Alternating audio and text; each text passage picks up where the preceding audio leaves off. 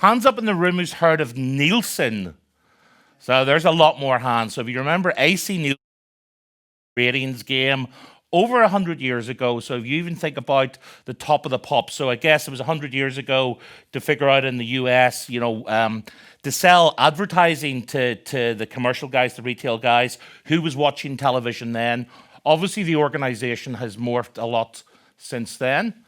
We are the world's leading intelligence company. We tell the world what is happening, we tell the world why it's happening, and we tell the world what to do about it. So if you think of the power of data, they talk about data being the new oil, really sitting on this world of data, this world of intelligence across the entire industry.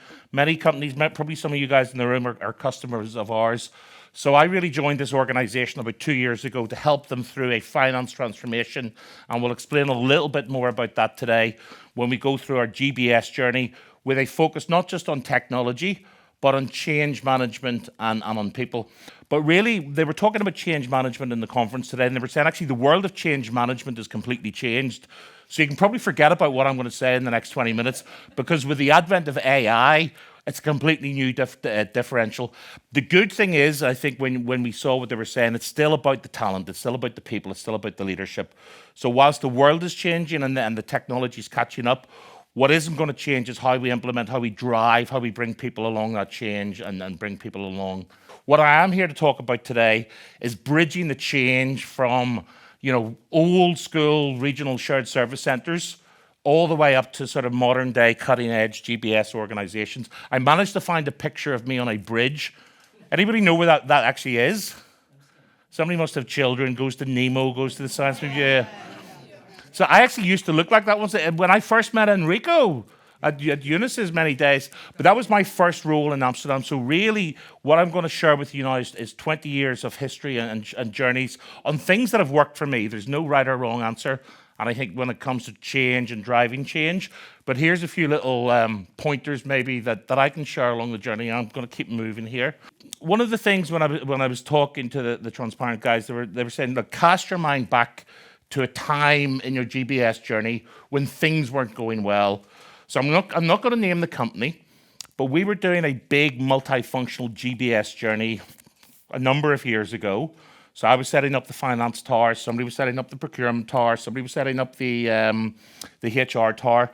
But what we realized is we had walked into a mess, a brand new leadership team. I'm not any procurement people in the room, I apologize, but they put in a vendor management system that was lousy. Talk about a technology fail. Really, they'd put in a system which had like 10% user adoption rates, it had very poor compliance rates. So we were really walking into this mess where nobody was going, guys, how can you build shared services? How can you build GBS if we're unhappy users, we're frustrated with the business, with GBS, with shared services, you can't even bloody pay our bills. So what did we do? I think the first thing that we actually did was going end to end. So again, this morning at the Deloitte conference, we were speaking about the evolution of GBS, and I think that when you talk about the center office as a capability model, the importance of going end to end, not just from a strategic and process perspective, but from a delivery perspective. So what we really did is we said, okay, we're going to take control of the situation. So both from a transactional delivery perspective, as well as from a strategic global process owner perspective, we shifted from being a P2P back office function all the way up to being a source to pay function. I had to give up territory. Initially I was very resistant. I'm the finance guy, I want AP. But the more we looked at it, look, it really makes sense. So we appointed, rather than a P2P delivery leader and a P2P GP owner, we really went full end, let's say, global process ownership, which I think is so important. If you really want to drive change, whether it's the order to cash function, you've got to have commercial at the table. Whether it's source to pay, you've got to have procurement at the table. But again, even though we'd gone end to end, the experience was still a little bit lousy. We really had to roll up our sleeves and go back to basics. So we had to do engagement in the trenches. We had to go back and train every single purchase order requisitioner on how to use the system, how to get to know and love the system. We had brown bag lunches sessions with every PA, every secretary across the globe. And eventually, over time, that 10% adoption rate went up to about 90% adoption rate, purely by engagement, purely by participation, purely by additional communication and hands-on. We ended up turning it around. We had 90% adoption. We had about 80% compliance rate on what was initially 6 months earlier a very, very lousy technology implementation. So again, just going back to that one example in my career, the importance of going, I think, end to end, being able to pivot was certainly important, and we'll come back to that as well. So look, why does change leadership matter for all of us in the room? I'm sure many of us in the room sit in GBSs, we sit in shared service centers, we're part of organizations. What we do is hard. I mean, our businesses by their nature, they're complex, they're multi-geographical, they're multi-business unit at times. What we do in GBS and shared services is it's not easy at the best of times. So cutting through the silos, cutting through the complexity does require a really good focus on change management. Look, many of us in the room are probably finance guys. I'm a chartered accountant by trade. When I went to school, nobody taught me about change management. We were taught debits and credits. So I think inherently, many of us, especially if we're running GBS finance organizations, shared service finance organizations, it's not within our DNA to adapt change, to drive change. So again, I think that's what makes it really hard as we go through these journeys. Look, your stakeholders, there's a natural resistance to change. Nobody wants to change. Well, I've always done it my way. I don't want to adapt the new technology. I don't want to get out of my comfort zone. If you really think about that growth mindset, that ability to step out of your comfort zone to make the magic happen, it's so important when it comes to driving technology implementations and driving changes. There's organizational inertia. I can't even keep up with the rapid technology advancement today. Again, some of us in the room went to visit 8 different technologies today. Amazing across legal, marketing, commercial, finance, HR that Deloitte were showing us. It was incredible stuff. It was all AI. It was all generative AI. And I think the rate and the pace of change in organizations these days is like nothing we've ever seen, which makes our jobs as leaders and our jobs as change managers even more difficult. But to me, it's all about the people. The one thing that hasn't changed since I started 20 years ago in shared services, when I didn't have grey hair and a grey beard, I was like much younger and good looking than today. But it was like the one thing that hasn't changed, it's the investment in people. That's the one thing throughout my career. No matter how good the technology is, no matter the best processes you put in place, if you don't bring the people along the journey with you, if you don't invest in them, invest in their skills, and I'm going to talk a lot about that today, it's the investment in talent, it's the investment in the skill set. Whoa. Okay, so change management. I feel like the Pope here. I can bless you all with the water. It's like, maybe I should screw the lid on. So look, I could stand up here and give you the textbook guide to Cotter's change management theory. Well, what did Cotter do? He created a sense of urgency. He built a coalition. He formed a vision, blah, blah, blah, blah, blah.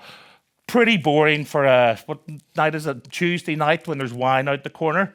So you guys can go and read the textbook, eat the textbook for breakfast. What I want to talk to you is the Chris Gunning way, how I actually did it as well. So four mantras that I follow: never stand still, empower your talent, don't over-rely on the tech, and really show empathetic leadership.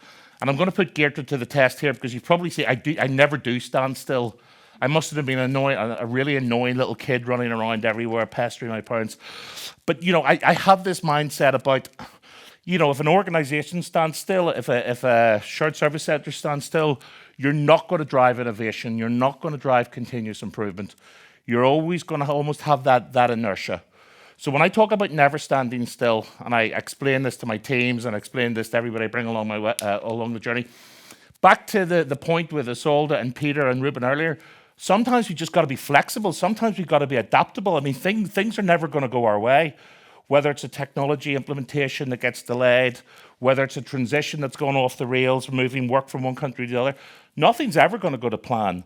So that ability to pivot, to be agile, to be adaptable, that's so important in this changing world. I mentioned the growth mindset, that getting out of your comfort zone to make the magic happen. To me, that's the basis of continuous improvement. To me, that's the basis of innovation. Again, bringing it back to something I saw today. I think many years ago, change, a lot of it was top down, driven from the top.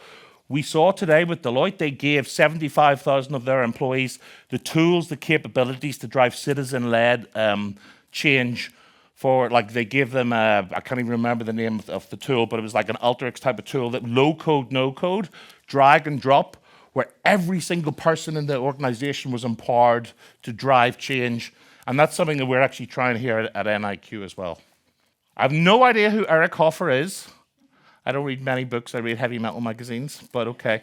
But if I was ever to read a management book, this is a favorite quote that I've used many times. In times of change, learners inherit the earth, while the learned find themselves beautifully equipped to deal with a world that no longer exists.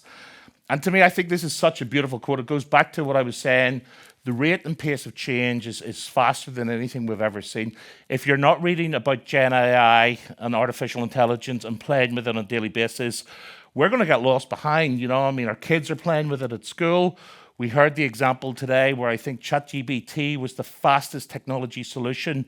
After only 5 days, it hit 1 million followers. After 7 days, it hit 10 million followers. Then it pattered out in in June 2023. Why did it patter out? Why did the line go flat in June 23? Because it was the school summer holidays. Our teenage kids finally stopped cheating at school, and they all went to the beach. But I mean, that just shows you how fast it was. I mean, I think it was the example we saw today. Faster than the iPhone, faster than the Ford, faster than some of the great technologies that we've seen. So one of the things that I certainly encourage that we do is what I call our citizen-led initiating and citizen-led enabling program. We have a little bit of fun with this. I know other organizations have ninjas, they have Jedis, but we've created, with the help of this amazing guy, he's actually not even in the photo, he's actually a mechanical engineer. He'll be in a photo later, don't worry, don't trust me. You know, for the first time in my life, I'm not surrounding myself with finance people. I'm actually starting to hire data science skills. I'm starting to hire training and learning and development skills. I'm starting to hire mechatronics engineers, PhDs, who can help complement, who can help drive, who can help co-pilot, you know, the hundreds of finance guys that we have, the AP processors, the accountants, the GL accountants. So really this citizen-led program, it's all about taking ideas. It's classic continuous improvement, but giving guys the power and recognition to develop macros, to develop scripts, to develop VBAs, to develop low-code, no-code, to work on RPA programs. Now, of course, that gives the regular EIT organization heartache, and you got to go, is it black ops? Is it like, stuff that shouldn't be happening on the side? Well, no, it's not. I think if you put the right governance around it and the right guardrails, this is so important. Because otherwise, if we don't give these guys and empower them with the opportunity to develop themselves, they're going to go and work for the shared service center next door for 50 rupees an hour more. They're going to go and work for Camilla, wherever her center is in India. I mean, so unless you're creating that culture or purpose to give them something a little bit different, to get them excited, to get them up in the morning and out of bed. So we've had this amazing, successful citizen-led program. In fact, I joined a white belt Six Sigma training yesterday with about 200 people live in India on the phone, taking the training. Super exciting. So why should we not over-rely on the technology? You know, it's a phrase you hear a lot, I guess, with the advent now of AI, the human in the loop, but you don't ever take the human out of the equation when it comes to any change, when it comes to any technology implementation. You know, human expertise is essential. Don't overlook the details, even if you're Googling something or co-piloting something, make sure you do study it and read it, because you could lose out fine details. Similarly, if you're doing a project plan, you're doing change management plans and your tech implementations, don't overlook the details. Back to Peter and Isolde and Ruben, adaptability, flexibility, ability to pivot, so critical in any organization. And I think that's something, to me, the technical skills can be given. But what I look for is when I'm hiring guys to help me drive change, to help me lead GBS transformations, is that ability with that growth mindset to learn, to adapt to change. Building trust and collaboration, again, Just telling your CFO or your CEO you're going to drop a new technology, well, that's not going to work. You need to bring them along the journey. And I think, again, we're here today around the Deloitte conference. If you think about the title of the conference, it's called The Power of Possibility. Really, bringing your stakeholders, bringing your C-suite along, holding their hand, bringing them to see other GBS organizations who have gone through similar journeys, to really show them the art of possible is so key. And obviously detailed training, holding people by the hand, bringing them along with you. Don't ever underinvest in your training. Who's seen The Wizard of Oz? I see lots of hands up, okay. So this was like, where I grew up in Ireland, we used to have 3 television channels. Now I'm really showing my age. I don't know how many TV channels you had in the Netherlands. I literally only had 3 TV channels, and every year at Christmas, my mom and dad, my sisters, we would watch The Wizard of Oz. But really, again, trying to bring this back to a change management context. If you remember Dorothy, when she was whipped up over the rainbow in Kansas and ended up in Toto, or ended up in the land of Oz with Toto. Don't know where Toto is. There he is there. Remember, she was looking for the wizard along the yellow brick road, and she found 3 characters: the Scarecrow, the Tin Man, and the Lion. So who remembers what the Scarecrow was looking for? Brain, love it. Who remembers what the Tin Man was looking for? Heart, love it. Who remembers what the Lion was looking for? Courage. So again, very simple. When I explain to students, and this Rob will appreciate this being an author in a university lecture. Somebody was asking me the other day, leadership seems hard. I go, how is leadership hard? I was on stage with 500 people in Pune. Leadership's not hard. You use your head, you use your heart, and you just be brave, you be bold. And again, it's the same when you're driving change management in a GBS organization. It's all about, empathetic leadership, authentic leadership. There's no secret sauce. But I think if you can really show authenticity, and as you're going through the change and you're bringing the people along the change with you, lead with your head, lead with your heart, and put your best foot forward like the lion did and roar with courage. If we go back to the original story, how did I take that failing shared services vendor management system implementation to really ultimately become a team that we were loved, we were trusted, that people respected us? We empowered people from change. We took them along the journey with us. We created that compelling vision to show them the North Star, to really take them by the hand, going, how this change, what's in it for you, how we can really help you with the change. We built a coalition of support, but we listened. Too often in shared services, we don't listen to our customers. We don't listen to our stakeholders. So talk to them regularly, get out, engage with them, participate with them, listen to them, the voice of the customer, the net promoters. Way too often in shared services, we do stuff because we think it's cool for us or good for us. But if you're not talking to your stakeholders, I see a few nods, yeah. So really listen, communicate, be transparent, but don't forget the talent. Especially in this day and age when it's easy to move to the GBS or the shared service center next door. If you're not investing in that talent to help you along that change management journey, you're going to get lost. So finally, it's a call for action for you guys. What can you do different to make sure that you're empowering change and inspiring success, how you're leading with a vision and fostering collaboration, and how you're invested in people? So really, lead by example, create that. So first of all, create your vision. Create that army, that collaboration around you, whether they're ninjas, whether they're Jedis, whether they're change champions, whether they're knowledge champions. So important to have a team around you. You can't do it just like 3 or 4 or 5 leaders. Invest in learning, invest in development, invest in CI, innovation, create your own little badges. And recognize and reward if a job has been well done. Go out and have beers on a Friday night, go and celebrate and give them one of those little awards. Ultimately, better change management will lead to better technology implementation. Way too often with tech implementations, with any transitions, change management is an afterthought. It should be right at the front of your plan. Think of your change management plan before you even start. Think of that CI and growth mindset. How do you drive innovation? But most of all, invest in your talent, invest in your people, take them along the journey with you. And then you can celebrate success. You can go to the pub. So there's actually an Irish pub in Pune. There's an Irish pub everywhere in the world, isn't there? But the guys have managed to find me one in Pune. So this is my, I guess, my enablement, my operations excellence team. He's the guy. He's the mechatronics engineer guy. But it's an amazing team that I've managed to surround myself with different skills.